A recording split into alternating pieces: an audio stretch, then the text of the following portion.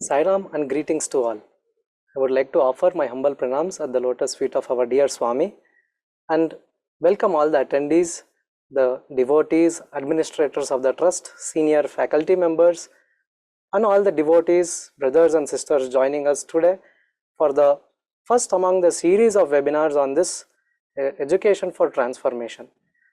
And this is today live from Sanatan Vani Studios. So I would like to first introduce myself. I am Anil Chandra GVS, currently serving as the director of the campus at Sri Satya Sai Vishwaniketanam Hampi campus. So it was in 2003 that I got the most wonderful opportunity of studying at Bhagwan Baba's educational institutions right from my grade 1 to my grade 12. In 2015, I got the divine opportunity of meeting Sadguru Sri Madhusudan Sai, where he gave me this opportunity of studying here at Mudanalli at Satya Sai Grama, Sri Satya Sai Center for Human Excellence, where I completed my bachelor's in sciences. After that, we had an internship and training program where we were trained in various skills like teaching skills, hostel management, taking care of children, various other in the hostel like kitchen management, purchases, and various other administrative roles. After that, I came back for my master's in physics, and now currently I am pursuing my PhD in biophysics. Over to Sister Anila. Sairam to all. My name is Anila. I am currently serving as the Deputy Director of Prashanti Balamandira School located at Chikkabalapura town. My journey with this educational system began with my pre-university education. I continued to do my degree at Sri Satya Sai Center for Human Excellence and thereafter an internship for a year at one of our campuses. Subsequently, I pursued my master's degree in mathematics. I have been a beneficiary of the system for 8 years of my life, and now I have moved on to being on the side of benefactor at the same campus. As an organization, we are mainly into 3 verticals, which is nutrition, education, and healthcare. Today, we will be mainly focusing on the education vertical of Sri Madhusudan Sai Global Humanitarian Mission. As an educational institution, our vision is to have a world where every child has an access to free of cost, values-based, holistic education. And our mission is to serve as a global platform for corporates, like-minded individuals, and many institutions to participate in giving every child this access of free of cost, values-based, holistic education. We are very happy to introduce you all to a webinar of series focused on our education system and the Ep.1 Educate One Foundation. The Ep.1 Educate One Foundation is an alumni-driven initiative where all the alumni collectively come forward to pay for all their younger brothers and sisters for all the educational as well as residential needs once the children gets admitted into our schools. In this webinar, we will be mainly focusing on the behind the scenes stories and highlight some of the stories that often go untold. Here you also get to have a deeper understanding of our education system where academics are blended with a values-based learning. And not just that, you get to hear directly from the beneficiaries and closely involved ones like staff, volunteer and administrators. You might have seen it in the poster, right, that the series is named as Education for Transformation. What is the transformation that we are talking about today? You might have seen, many people talk about gender equality. Often they talk about women empowerment. But where does it all begin? As rightly said by Malala Yousafzai, that the battle for gender equality begins in the classroom. In the western part of the world, women and girls do have the visibility and accessibility to education. But what about the girls in rural parts of the India? Most of them do not have voice in these discussions. It is also in the mindset of many people in India that girl child is treated as a burden and often get married off at a very young age. And not just that, many schools in villages do not have right infrastructure and qualified teachers. Additionally, for them to go to the cities and join in corporate schools, often it is financially out of reach for them. And we are very happy to share with you that our institution primarily address these 2 problems. The first one being affordability and the second one being availability. So when I say availability, most of our educational institutions are located in rural parts of the India, making it accessible to all the rural girl children as well as boy children. When I say affordability, education is given completely free of cost, irrespective of the caste, creed and the community they come from. So here whatever is happening, especially the education that is happening in the girls' side, it is not just mere education that is given to them, but a revolution that is done to transform the rural part of India. So before we delve into the specifics, would like to share with you all a video that highlights on the comprehensive initiatives undertaken by our Sadhguru in the education vertical, focusing on how we are developing the rural part of the India. And this video mainly talks about our commitment to the holistic development of entire rural part of India as well as the other countries that we are in. And not just that, the main mission, it is working on the main guiding principle of Vasudhaiva Kutumbakam, one world, one family. May we now have the video. One world, one family. An ancient ethos that ensures happy and harmonious living is the mission statement of the young humanitarian and visionary Sri Madhusudan Sai, who walks the footsteps of his master, Sri Satya Sai Baba, the 21st century spiritual master and philanthropist. Christened as the Sri Madhusudan Sai Global Humanitarian Mission, several institutions of public service have been established in just the last 12 years, touching and transforming the lives of millions of individuals across 32 countries, and its epicenter at Satya Sai Grama in the village of Muddinahalli, close to the city of Bangalore in India. Drawing its inspiration from Sri Satya Sai Baba's message of love all, serve all, this mission aligns with the promise of the 2030 UN Agenda for Sustainable Development, leaving no one behind. Its charitable trust, the Prashanti Balamandira Trust, PBT, which is in consultative status with the Economic and Social Council, ECOSOC, since June 2023, has been officially registered on the National Stock Exchange's Social Stock Exchange as a social entity, not-for-profit organization. Nutrition, education, and healthcare are fundamental rights of every human being and every child, and it is the collective responsibility of the society to ensure that these basic needs are made accessible and available for all without any discrimination and absolutely free of cost, believes Sri Madhusudan Sai. Thus, it all began. In the field of education, this mission has established about 28 educational campuses in India and 2 campuses overseas to bestow values-based education completely free of cost to about 4,500 children from the rural strata of society, from grade 6 right up till doctoral studies. The Sri Satya Sai University for Human Excellence, which is the higher education wing, has established India's first free private rural medical college, Sri Madhusudan Sai Institute of Medical Sciences and Research, on the 25th March 2023, and it was inaugurated by the Honorable Prime Minister of India, Shri Narendra Modi. With the vision, in the rural, of the rural, and for the rural, the college has commenced with 50 students in September 2023, and it shall mold rural youth into capable and compassionate healthcare professionals to serve rural geographies. The university celebrated its second convocation on 3rd July 2023. Srimati Draupadi Murmu, the Honorable President of India, presided over the convocation and gave away gold medals to 17 students and conferred honorary doctorates to 5 eminent individuals. About 50% of these students are first-generation graduates, and about 66% hail from families that are below the poverty line. Each One, Educate One is an initiative of the alumni of Sri Satya Sai educational institutions with an objective to pay it forward by inspiring collective participation from like-minded individuals and corporates to support the educational and other residential needs of rural underprivileged children and youths studying in the Sri Satya Sai Loka Seva Gurukulam group of institutions from grade 6 to 12, and further to cover even their higher education and medical education.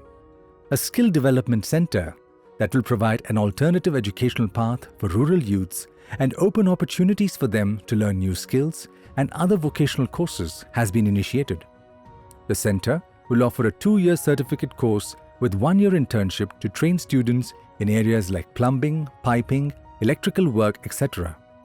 Employment opportunity after completion of the courses will also be taken care of. In the last 12 years, 200 million USD have been invested globally for these benevolent acts of goodness through which several lives are being illumined every single day. Sri Madhusudan Sai says, "In a society, it is always about the survival of the weakest and not survival of the fittest.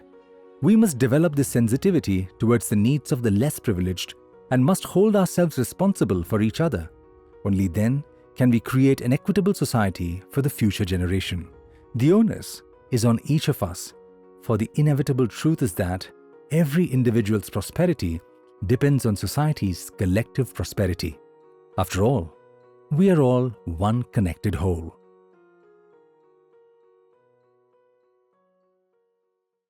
So like we saw in the video, we have the different institutions of education and the various facets of holistic education here in our organization.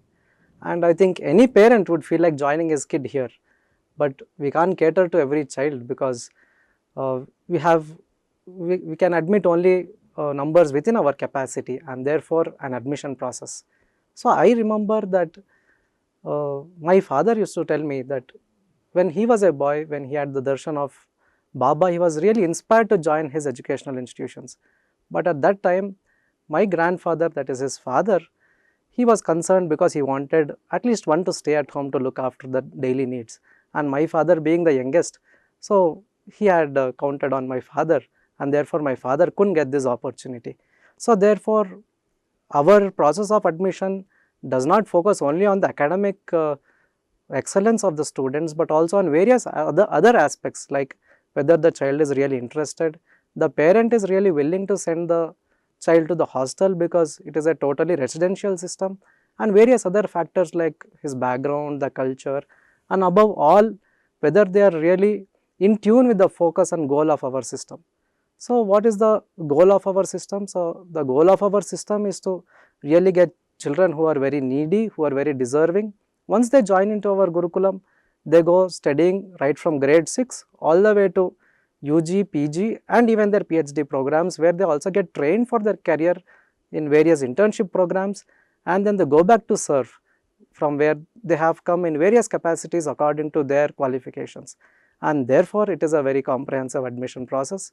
So we will be having few glimpses of the admission process that have been taken place in the last 2 months over the various campuses. So after the admission process video, we will be having 2 panel members who will be throwing light upon various details of the admission process, after which we will be having a Q&A session and then concluding the webinar today. So can we have the video on the admission process?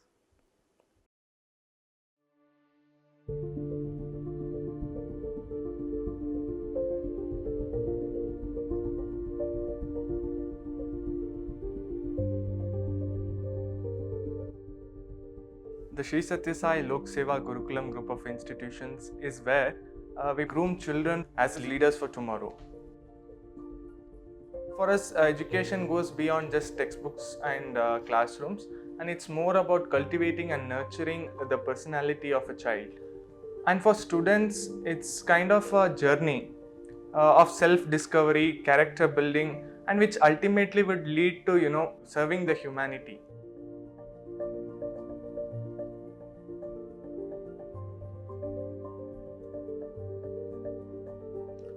So this process is designed in such a way that students from the most deprived backgrounds are given an opportunity to study, and we believe that each child has a right to quality education.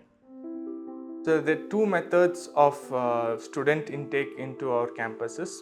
One is through the online applications via the website, wherein the parents themselves choose the campuses based on geographical location, which is more convenient and easily accessible to them. The other method is that we reach out to the communities through the BRNVN scheme, and we ourselves select the disadvantaged students who are really able to benefit from this lifeline of education. So the BRNVN scheme has a group of volunteers who go into the villages and they go and monitor various students studying in various government schools. And once these children reach grade 6, they identify the potential children and then they recommend them to our schools. So once the applications are in, we invite the parents to our campuses and we describe to them our education model and also the culture of our schools. Our Gurukulams offer a unique blend of both academic and also value-based education, which ensures that they don't just excel in academics but also they find the purpose of their lives. We have an open schooling model called NIOS, which allows us to customize our curriculum based on our organizational values.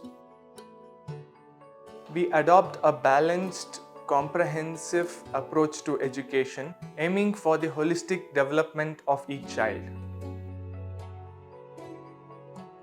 We don't just give them skills and knowledge, we also ensure that they develop values and character to use the skills and knowledge in the right manner. After the visit, we introduce ourselves to the parents. Those parents who like the sound of our institution return for the second visit. And this is where we learn about them, about their financial status, their culture, and also their background. Following this is the final visit, where we invite the parents and students whom we feel are aligned to the institution's culture for the interview. We interview the students and parents separately, and those children who qualify are asked to appear for a written examination to assess their academic capabilities. Once the final interview and examination is done, we visit their homes to verify their living conditions. The reason that this matters is because if a child who has other options gets an admission into our school, we are depriving an opportunity to those children who are underprivileged and who have no other options. And it's those most needy children who we are focusing on. The final decision on the admission of a child is based on the holistic assessment of the child, and it considers all the factors mentioned earlier. Once the students enroll into our institutions, they have a 3 months bridge course, which is before the regular course, which helps them to ease into the culture and the routine of the Gurukulam. Our founder Sri Madhusudan Sai has said, if a child has a dream to become something, they must not be denied an opportunity to fulfill their dreams just because they cannot afford it. At our institution, our aim is to create a world where every child, regardless of his economic or social background, has access to quality education.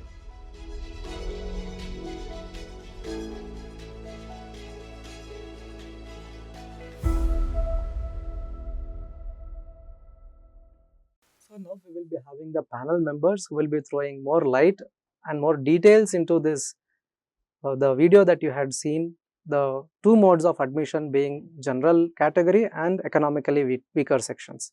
So we have Jairam sir and Venkatesh sir who will be presenting in this regard. So Venkatesh sir was a mechanical engineer by profession, served at the Kirloskar group for 7 years and at the Murgappa group for 25 years. Post industry in 2020, he was responsible for the Vidya Chetana scholarship program at Youth for Seva, and from 2022 at PBMT, sir is responsible for the BRNVN, that is Bharat Rashtra Nirman Vidyarthi Nidhi scholarship program here at our organization. And coming to Jairam sir was a naval commander, and from there sir moved on to Infosys, where he was the associate vice president and the head of the PMCOE, that is Project Management Center of Excellence. After which in 2015 sir joined our organization, and sir is the director of the Center for Training and Leadership Development and the Future Ready Academy. Now sir is also in charge of the total admissions into our Sri Satya Sai Loka Seva Gurukulam. Therefore, over to the panel members. Om Shri Sai Ram. Greetings to all the viewers Thank you very much, Brother Anil. As the mission is to look at the right kind of people. When you have a large number of aspirants who wants to take admission, the admission process comes into the picture. When I started off the admission process, we require to identify the right kind of people, students who will be able to take this forward. So, I will give a brief of it. The Satya Lok Seva Gurukulam is not just an educational institution. It initially started off with purely focusing on educational institution, but it also has got a holistic curriculum which is both spiritual, social as well as the educational part of it. So, it is a comprehensive program that is moved across, and it is not very easy to see this type of a curriculum in a residential organization focused on building up the future citizenship. This is the mission is headed by Sri Madhusudan Sai, and basically to see that can we build the younger or the children for the future of the world, which makes it stronger. So, that is the focus with which the admission is always taken from a very young age, at the age of 10 years, and we will get into this little more later. All the campuses are kept in a places where it is of course very serene and very good looking, but it is also away from the city or the heavy crowd. It is amidst the rural areas. So, any campus you would be traveling, you will travel from the main city into a location which will be away from the city areas. All our Gurukulams are there, and the admission is open to all. We would never ask in application form what is their religion or what is their language or what is their caste. It will be basically based on what is the previous education, where do they want to, what do they want to study here, and what is their intention in their career. That will be the focus of the education which is provided. And the priorities in the admission is always for the poor and the underprivileged. The underprivileged could be anywhere, or the poor. Urban poor is also considered, and the rural poor is also considered. So, with this focus, you can see that there are 9 girls campuses and 16 boys campuses. What you are seeing on the left side is a glimpses of each of the campuses that could be accommodated here. So, every one of them is in a serene and a wonderful place. In addition to that, we have the Satya Sai University for Human Excellence headquartered at Kalburgi, and there is one university campus at Mudenhalli and a university campus for girls at Nalkadenhalli. So, with this infrastructure, let us look at the education philosophy that has been embedded for this Gurukulam education. So, Gurukulam system of education is very well known, and it has been in the history of in India over a period of time for various reasons that had stopped, and now we are looking at it. What is the Gurukulam of education? It is under the Guru, the students who stay there in a residential organization and study not just the academics, they will learn all the aspects of both spiritual as well as the moral and the conduct areas. So, the holistic value based education is provided as a Gurukulam, and like the way in a typical Gurukulam, there is no charges. Now, whether it is for boarding, whether it is for education, whether it is for daily necessities, the student is provided with all the facilities that are required. And it is a holistic education, because the whole residential model of education is that you live with gurus, you live with your teachers, those who are guiding you. So, they would not only see you in the academic class, they will also see you in all places, including the residence where they are staying, and the teachers do stay with them. The other pillar, which is very important part of it, is in the ecosystem, is to emphasize the moral and spiritual values.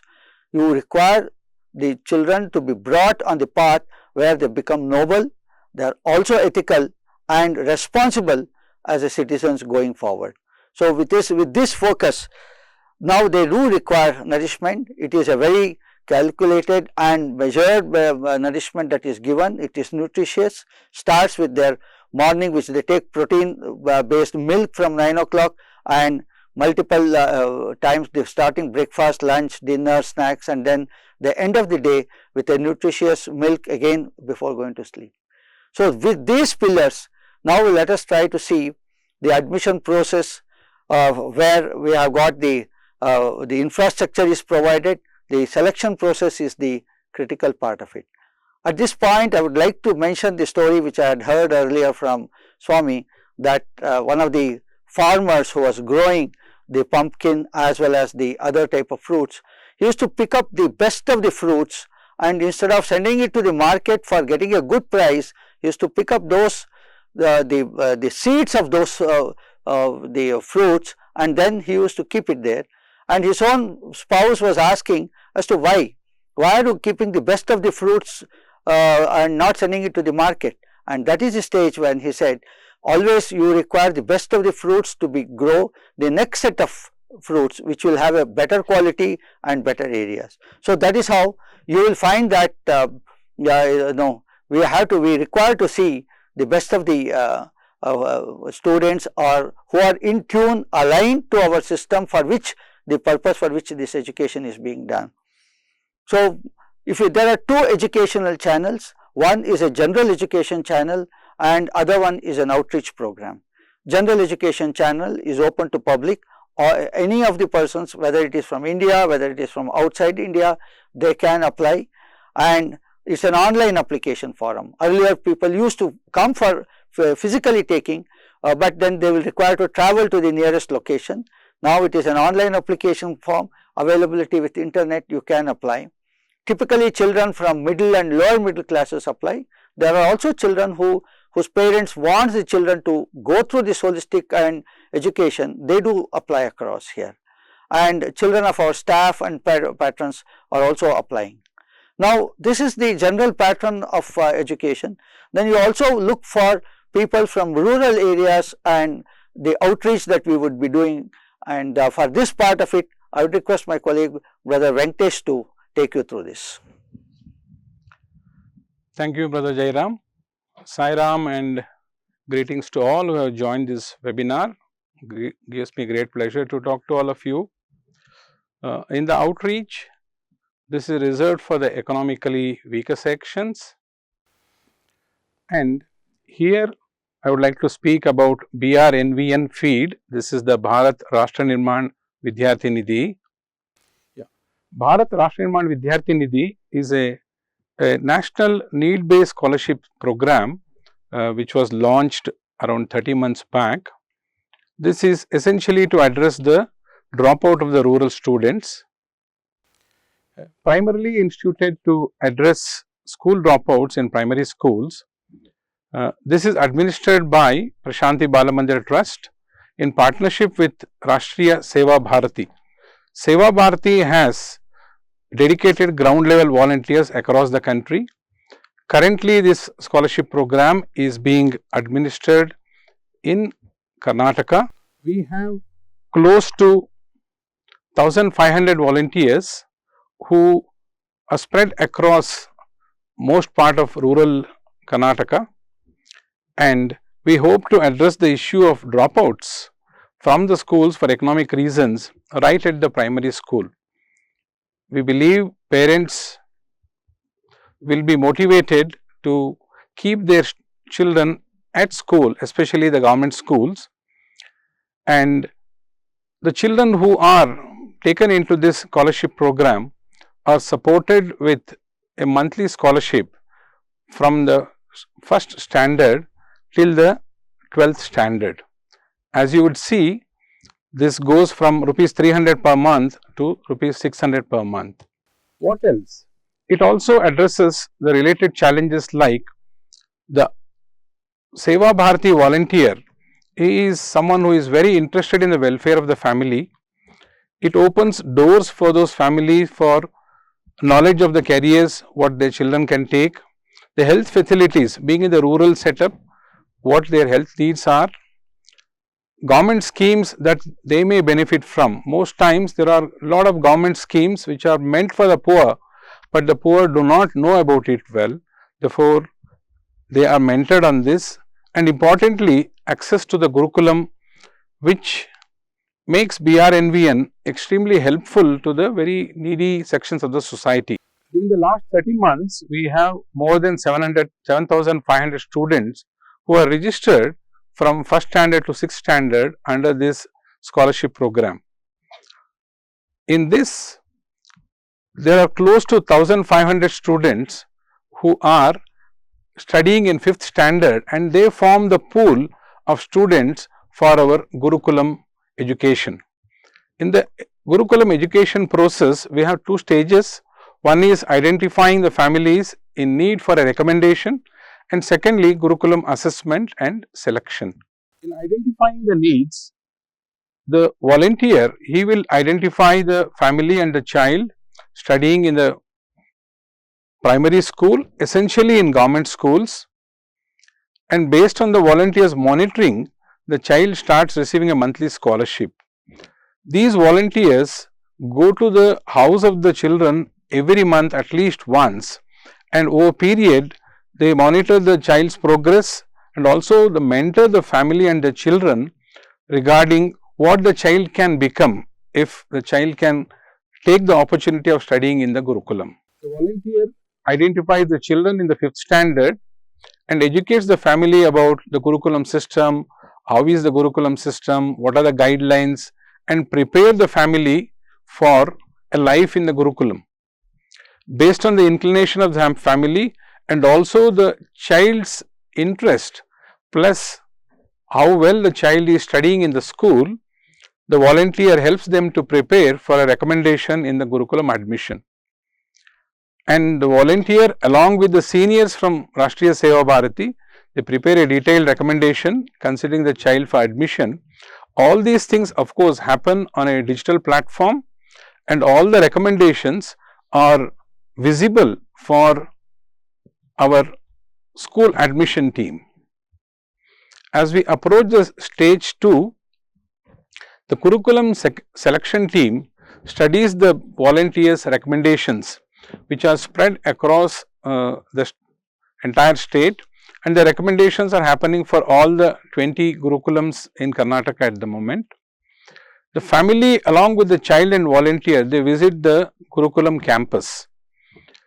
The Gurukulam selection team briefs the family and the children about the Gurukulam guidelines and obtain the commitment before we start the selection process, which Brother Jairam will subsequently dwell upon. The child selection process is carried out over 3 rounds, and then the selection team from the campus, they will visit the home of the children to see in person how the family is. Eventually, the decision of final selection or otherwise is communicated to the family and also to the volunteer, so that they have a good feedback to be incorporated in the future years. And the admission formalities and preparation of the family and child for life at Gurukulam starts off. I would like to share a couple of case studies of the previous academic year. One is of a child Shivaya, who now studies in Belagavi campus. The family is a rural family with very poor financial condition. Like many families in the rural hinterland of our country, they do not have agricultural land and they are daily wage earners. But fortunately for Shivaya, the parents are cultured and keen to get the child educated. He was registered into the scholarship and was very nicely mentored by the Seva Bharati volunteer to consider joining the Gurukulam. Based on the recommendation and the assessment by the Gurukulam team, Shivaya got an admission into Belagavi campus. He is happily studying at Belagavi campus and enjoying every bit of the newfound opportunity. In our Gurukulam guidelines, every child who studies in our Gurukulam, the parents have to come for doing Seva for 15 days in a year. This will give them an idea about how the Gurukulam is run and who are running this, and it gives them a sense of belongingness to our Gurukulam. The parents have come to Mudenali twice for service, and the entire family is rejoicing with gratitude for the opportunity what their child has got. Another case is a young boy by name Sagar, who studies in Mudanali campus. The very poor financial condition of the family, father working as an industrial helper and mother as a housemaid, stay in a rented house, and the only son they have, they want him to study well. Fortunately again for Sagar, parents were very cultured and they understood the importance of the Gurukulam system and the fortune of the child if he gets a chance to study here. He was again mentored by the Seva Bharati volunteer and very well prepared to be ready if he gets a chance to study in the Gurukulam. Based on the recommendation, he got admission in Mudanali campus. He is studying very well and also showing all round progress. He is very good at music and also a very good tabla player. And at a very short time of 1 year, he has become a completely rounded off student and enjoying every bit of opportunity. Parents have come to Mudanali twice for service, and as God's will would have, father has got an opportunity to serve in this very campus. The child is studying here, father has got a chance to serve in this campus. And now over to Brother Jairam to continue on the balance part of admission process. Thank you, Brother Venkatesh. So you could make out that there is a general level of admission, and the economically weaker or outreach section which is there is also admission is there. In general, the admission once and in the online application is put, you will have a 3 rounds of process. In the first round of process, all the parents along with the children if possible are invited to the campuses, and they are briefed about how the Gurukulam education is planned, what will be the nature, what are the intentions of the Gurukulam, and how the children move from one stage of education to the other stage, some of them to move almost up to the post-graduation level or up to the beyond post-graduation level. So all these are introduced to the education model and the ecosystem, and also the students' daily routine, which starts from almost from morning 4:40 when they get up 4:40 a.m. till 9:15. So the different aspects of it is also indicated to them. Once after this, the parents when they go back, they will have to think about it, whether what they have understood and what they thought is mapping, and they are told that if you are interested to continue, you can come on to the second round. So when they are invited for the second round, interested parents when they come to the campus, they do get a interaction with the campus management, and you will find that they will have the personally they could ask certain clarifications about the routine, about holidays, about the curriculum, about the examination. So they do engage to gauge the interest and the fitment of the student, and that is a critical part of it. At the end of this, the curriculum management will decide as to who are to be called for the third round, and in the third round the student and parents are interviewed. As Brother Anil was mentioning, the management would have a good detailed discussion with the student first, and then with the parents, understand that both of them do get to have a clarity about the Gurukulam education. The student is given a written test for academic assessment subsequent to that, and the top 10 students in the merit are given the option to join the Gurukulam at the 6th standard. A few students are kept on the reserve list, and in case if any of the selected students doesn't join, the others will be given a chance. So at the end of it, you would find that every campus will have really well selected, identified, who are aligned, and they are the students who would start off their journey in the Gurukulam starting from the 6th standard.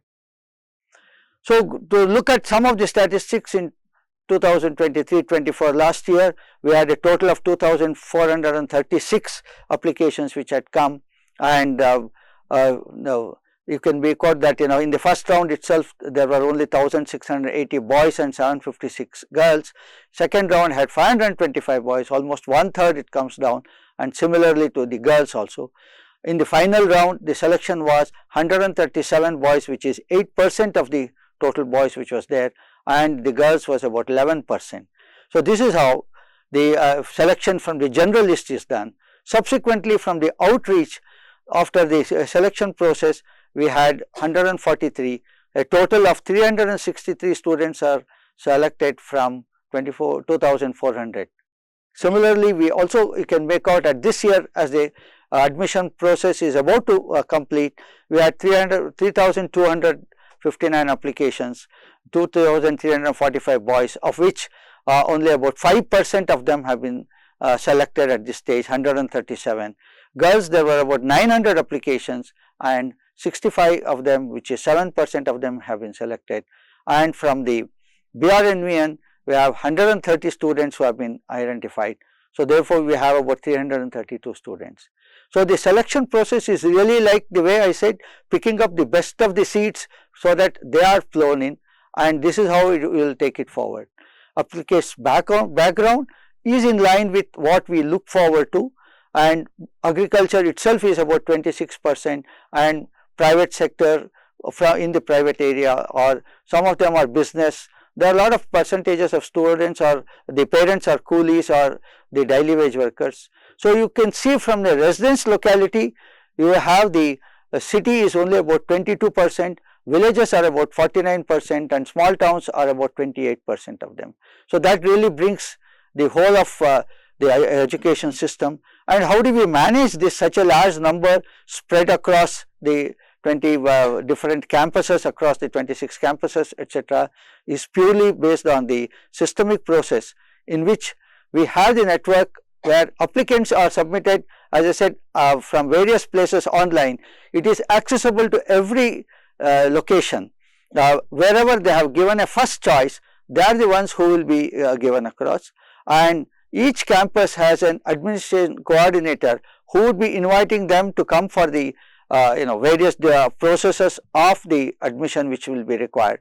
And the details of students, parents, every detail is available digitally. It can be viewed by them, and that helps them to interact with the students, subsequently to validate some of the ideas that they have, students have said. And the admission is by a panel of 3 members, and they would look at both the interview aspect of it as well as from the academic assessment of it. Once the entire process is over, the merit list is done based on the 2 components, that is the assessment of student and the parent interview as well as the academic.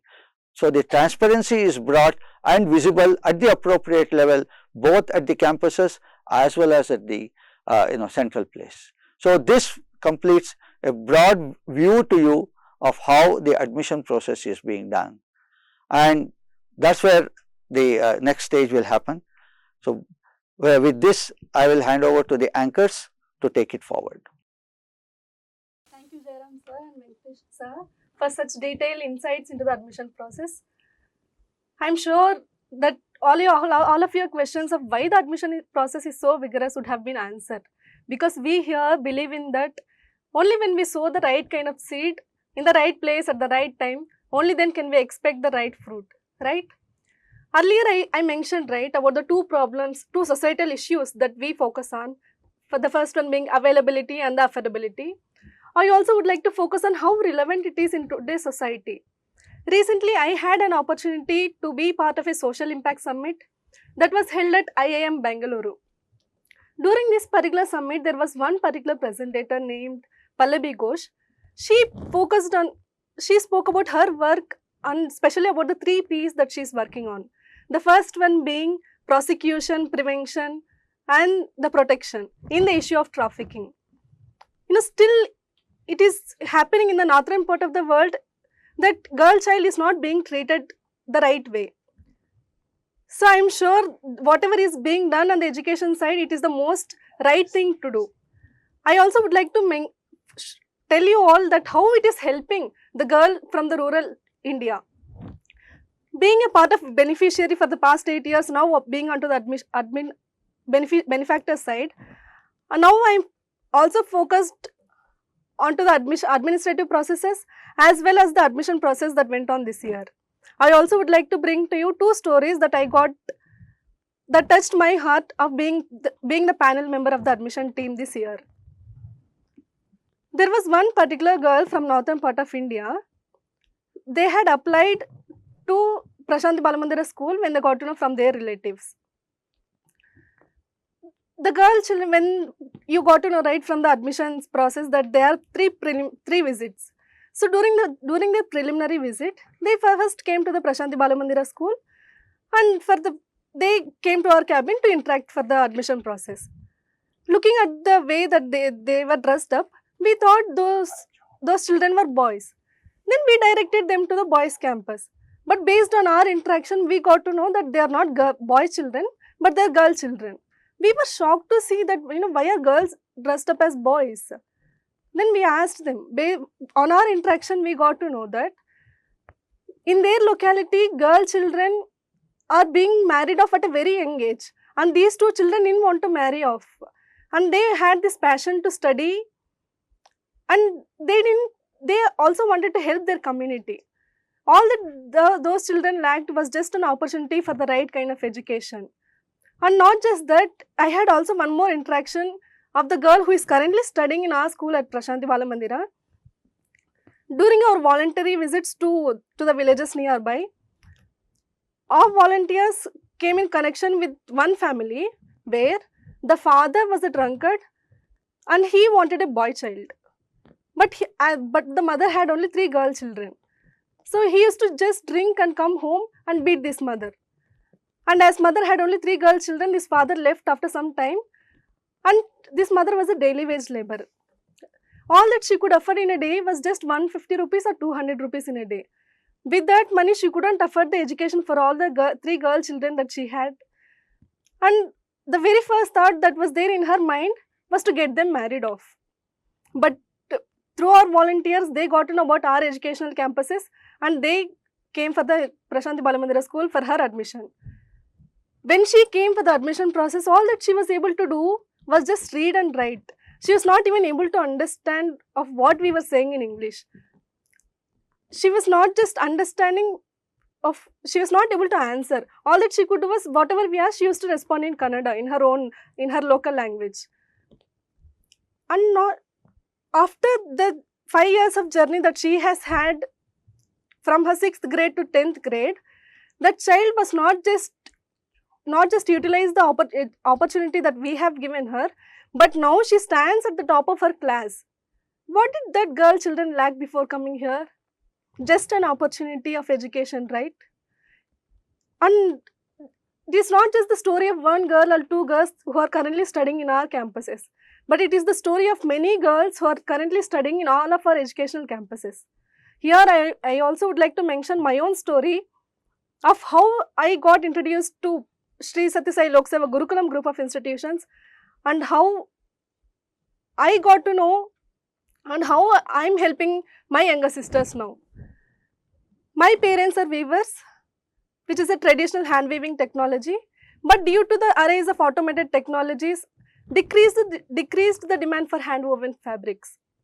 So financial constraints always meant that I did not have access to the right kind of education. It was in this context that I got to know about Sri Satya Sai Lok Seva Gurukulam, but many of my relatives didn't share my enthusiasm, and they also questioned my parents' decision of educating a girl child, because I would eventually move on to another household after marriage. But my parents recognized this value of education, and they wanted to get me educated irrespective of whether they have the money or not. They wanted to get me educated. So it was in this context I got to know about our Satya Sai educational campuses, and I joined for my pre-university education. Right from my pre-university education, I continued to do my degree, internship, and then I continued to do my masters in the same very educational campuses. What did that I learn here? What did I lack earlier? Here, not just the secular education, but I also got to have the exposure in Paravidya. What is Paravidya? In Paravidya, we had the exposure to Indian culture and spirituality, where we were taught about our scriptures like Mahabharata, Ramayana, Bhagavad Gita, and many other scriptures bringing out the tradition and culture of our country. When I learnt about these different aspects of Bharat, I gained a different perspective of life. Earlier, I was so shy, I was so hesitant to come up and speak. No, I had the secular education at my earlier school, right from first standard to 10th standard. But what did I lack there? Why didn't I have the confidence? But here I did have the confidence, not just to study, but also help my sisters in studying. And especially Paravidya gave me the confidence that anything can be achieved. It also gave me the perspective that, God is our everything. And we are the children of God. And when we are children of God, should we not have the qualities that He has? We know that God is so courageous, He is so compassionate. Do we not have those qualities in us? So, studying Paravidya gave me these insights that we are children of God and we should have those qualities in us. So, my parents just expected me to just stand on my feet. But the education that I got here was not just making me to stand on my feet, but also help many others. Earlier I did not even have one award. I used to award just to say, be it sports or whatever it is. But after joining here, I got exposure into sports. I was part of band where I learned to play trumpet. I learned many skills like driving, cooking, and many other things. It was not possible just with the secular education that we have had earlier. It is possible only when academics are blended with values-based learning. It is not possible. Then we can have the right kind of learning, and then we can go back to the societies that we come from and help many other children. If this is not the education that should be given in terms of women empowerment, then what else it is, right? I'm so convinced that this is the right kind of education that should be imparted to every girl, children that comes from rural background, also from the disadvantaged sections of the society. And today I can say that this place stands tall in my heart, as it not only provides free education but a value-based education, fostering it with love and service. I'm sure this place continues to have these qualities of love and service, and also strengthened by the support of our donors. Today I can say that I am a product of this institution and a testament to the power of education that it holds. With gratitude in my heart, I say that I continue to live on here and help many rural children that come from various backgrounds. I'm sure Brother Anil also will have similar stories. And over to Brother Anil. Thank you, Sister Anila, for sharing about your experiences over here. And yeah, I would also stand on the same statement, saying that it's all about an opportunity. So when I say this, I remember that it was in 2015. I was aspiring to take science, and I was looking for an opportunity in a system where we have a culture like this. And it was at that time this institution gave me the opportunity to do my graduation in Bachelor of Sciences, and then move to my post graduation, and now I am also doing my research. And during the internship program, we also had various other types of learnings and training, and this was actually, it happens to be that during my internship I was serving as an intern at Hampi campus for 2 years, and therefore try to learn about the various aspects of the campus. And today in the very same campus I have become the campus director. So various types of learnings that many of them Sister Anila shared, and I also wanted to just share one. Even though when I look back at my childhood and my schooling days, I remember that during my grade 1 to my grade 12, I was so shy of expressing myself in the public, and even coming to the classroom just with my classmates, I hardly remember myself even going to speak, or just maybe a small speech competition, a storytelling competition. I was so shy about it, and today I am able to speak in front of all of you, representing the institution and speaking on behalf of it. And I think this is surely to the credit of the various opportunities the institution has given, and also the training and the guidance, the effort of our teachers and our elders, and above all the love and inspiration of our founder Sadhguru. So I would also like to maybe share a story that we have found during the last year admissions. So we got a child, and this child did not have both his parents, that is both mother and father, and his uncle and aunt were taking care of the child. So they came for the admission and they requested as an opportunity to take the child into our system. So as we were going through our admission process, we found that actually the child was quite intelligent, but I think because of lack of attention at home, lack of care at home, that boy was so very introvert that he was so scared of even opening his mouth and answering to us. He was quite good at Kannada and struggling at English, but still looking at the potential that the boy had, we had taken the boy into our system. And today, after 10 months, we see that this same very boy who was so introvert in the beginning, after 10 months has shown tremendous amount of improvement. And today, I see that the boy is almost competing with the top rankers of the class, not just in studies and in also various other activities. And recently, after the final examinations of the Gurukulam 6th level, the boy also got a prize for showing tremendous improvement. And also, I think it was only because of the care, the attention and the love that he got in this system. So I think if any of the attendees have any questions for the panel members, you can please post it in the chat box. We see a few of them. We will be answering few of them now, and then we will be winding up the session. So by the time you post your questions, I also would like to mention that how, I mentioned, right, of how the locality, community I come from, of the, I didn't have much skills earlier. I also would like to mention here that, I did have a different background altogether before coming here. But after coming here, I did learn so many things. At the end of all my education, I did get a gold medal, and receiving it from the first citizen of our country, Draupadi Murmu, was such an honor for not just for me, not just for my parents, but the whole community that I come from. Here you get to see, here you can see a picture, right? So is this possible just for a rural, for a girl coming from rural part of India? This is only possible only when the child is given the right kind of opportunity. And I am very much convinced of the work that Shri Satya Sai Lok Seva Gurukulam group of institutions is doing, and I am very blessed to be part of it. And I love to be continue, and I would love to continue to be part of this journey of imparting this gift of education to many girls that come from rural community of India. So I can see one question there. What is the cost of educating a child? So we have 3 different slabs over here. In even we have, it has 3 different programs. So the lowest slab is from grade 6 to grade 12, which is called as Each-1 Educate One program.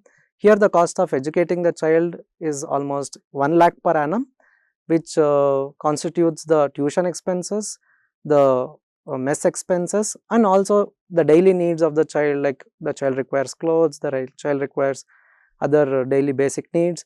So all this is part of the 1 lakh, which is per annum per child. So moving to the next slab, it is Each-1 Higher Educate One, which is for the university students, for the UG and the PG students. This is up to 2.5 lakh per annum per child. And the third slab is the Each-1 Medical Educate One, which is about 8 lakhs per annum per child. So I think that was one question that we got. The student gets to study in this wonderful institution. Yes, but then the application is not for well-off. The more important part of the student selection process is their attitude, their interest and their alignment towards the focus.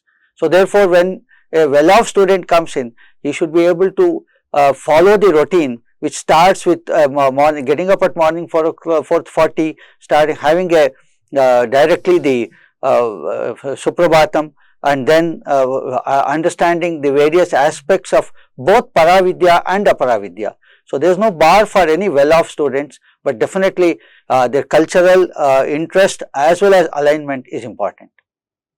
I hope this answers the question. 2024 academic year starts for different classes. It is done in a staggered manner. All the students will come back on about 9th of the May, and the 6th standard students who are newly joined would come around 19th of May, and the university students will also be coming at the same time. So therefore, depending upon when they have gone for a summer vacation break, they would be coming. And this year's almost academic admission process is over, and the students would be coming by the middle of May. There is another question asking, would it be possible to share the presentations with us so that we can watch them again and possibly share with others who do not know about PPT? Yes, it will be posted on the YouTube and it can be seen by you in the near future. Yeah. The online applications will be put, it will come in the month of November if there is any change, but you should be watching the Gurukulam website. In our Gurukulam website and also in all alumni association, alumni groups, they will be intimated, and it will be available generally for about a month. We also have a challenge here. Now, if there are about 5,000 applications come for a limited number of seats, it will not be possible for all of them to come for first, second, third round. So therefore, at a given point of time, the particular location will be blocked. So you will get across the notification on the Gurukulam website and other places. There is another question: how can foreigners contribute in terms of financial for this education mission? You have the portal of the Even, and you would be able to contribute depending upon whether it is a number of students you want, or if some people are already serving in various organizations, and if there is a corporate social responsibility or corporate wants to sponsor a few people, they could also be taking it forward. Okay, there is a question asking that is the funding of education happening through government grants? No, it is purely a trust, and no government grants are being taken. For the person who had asked, there is a QR code. If you can scan, it will directly take you to the place where you will be able to contribute. There is a question which has come, looks like the outreach program meeting all the intake requirements. Do you normally have any vacant seats left during the academic years to apply on behalf of any children we have? There is a clear division between how many students you will take it from the general quota and how many will be taking it from the outreach. So it is equally mixed, so that any particular class is not dominated by one, and then there is a learning for both. The general students will also understand what it is for a student coming from a weaker section, and how, or the economically outreach program, and how they also have got equal amount of brilliance, etc., except that they did not get opportunity earlier. As well as the weaker the outreach students also learn from various skills and behavior and conduct from the general skills. So therefore, it is a combination. It is not dominated by any one particular way. There are a number of questions. I am sure you will bear with us because we may be exceeding the time that we had planned, but it is very grateful and very nice to see that there is a lot of interest to see on the questions. Please let the people know that there are SAI organization in other countries that supports the student and issue tax deductible receipts. In Canada, it is the Divine Will Foundation of Canada. It is a good information that has already been there. There is another question. So this year the total, how many children will benefit from? As we have indicated earlier, about 400 children will be the ones who will get benefited from this admission process. This is only at the 6th standard level of admission. Okay, so coming to the final part of the webinar. So once again, I would like to thank all the attendees who participated in this webinar, and also many more individuals who have in various ways supported this initiative. And as you can see on the screen previously, so that was the code scanning which it takes us to the E1 website, in which we can see the various programs, along with, like I had explained before, the various labs in which Indian and a foreign citizen both are eligible to support. And once again I would like to invite all of you to all our various campuses, so that you can meet the children, you can really get a first hand experience of what benefit they are getting at our system. Because in our system, education is not just about educating a child, but along with education we also give them spiritual and moral values. Along with that, they also get a 100% guaranteed employment at the end of their education. So therefore, in our system, education also leads to employment, and therefore this is I think a strong way in which we are trying to build our nation. We know that in the recent times, I think Bharat has been really progressing at a very fast pace, and it has become the world's top economies. At the same time, however, it is a very large country. We are having still many poor, many of them who are very needy, and many of them who are into old ways of thinking. And therefore, our aim is to go get these children into our institution, transform them by the power of our education, and put them back into the mainstream so that they can serve the society. So, by saying so, I would like to conclude by saying, educate a child and transform a life. Thank you. So initially I told you, right, this is a webinar series. So in this series we focused on the admission process, and we have many more education videos education series to come up. So please log in and register yourselves and participate in this webinar series. So our foundation is called as Each1 Educate One. So all of you have viewed this webinar. I think it's a call out to all of you. Each one get one for the coming webinars, so that we can support more children in more ways and do more in this field.